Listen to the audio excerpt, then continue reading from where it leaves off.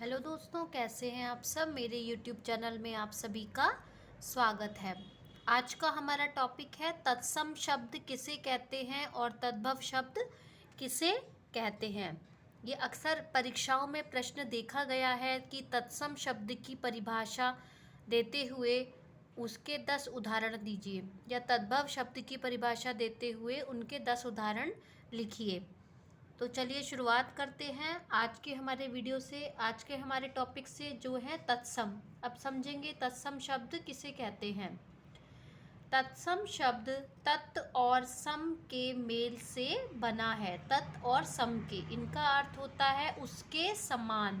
तत् उसके सम मतलब समान, उसके समान। जो शब्द संस्कृत भाषा से बिना किसी परिवर्तन के हिंदी में प्रयुक्त होता है उसे तत्सम शब्द कहते हैं। यानी कि कुछ शब्दों को संस्कृत, जैसे आपको पता है कि जो हमारी हिंदी है वो संस्कृत से ही बनी हुई है, तो जो शब्द संस्कृत भाषा से लिए गए हैं और बिना किसी परिवर्तन के वो ऐसे ही हिंदी भाषा में प्रयुक्त होते हैं उसे तत्सम शब्द कहते हैं। इसके उदाहरण देखेंगे, जैसे अष्ट, अन्न, अश्रु, कपाट आदि, जिसको हम आठ कहते हैं। अन्न, अनाज, अश्रु आंसू, कपाट यानी दरवाज़ा।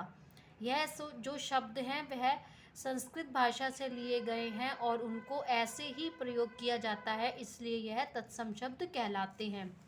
अब देखेंगे तद्भव किसे कहते हैं। तद्भव शब्द तद और भव से मिलकर बना है।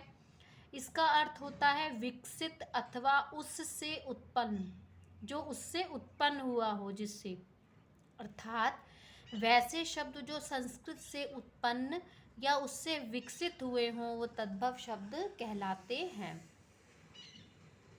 तद्भव शब्द रूप परिवर्तन के साथ संस्कृत से हिंदी शब्दकोश में आए हैं। समझेंगे इसको, जो क्या होते हैं संस्कृत, जो जिनका अर्थ होता है विकसित अथवा उससे उत्पन्न। जो शब्द संस्कृत से उत्पन्न हुए हों और उनसे विकसित हुए हों संस्कृत से, वे तद्भव कहलाते हैं।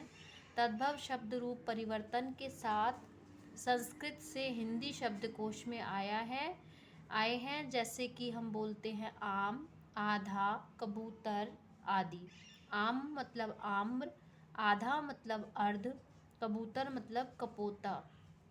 ठीक है, ये जो शब्द हैं वो संस्कृत से लिए गए हैं, उससे विकसित हैं और इनको, जो इनका विकसित रूप है वो तद्भव कहलाता है।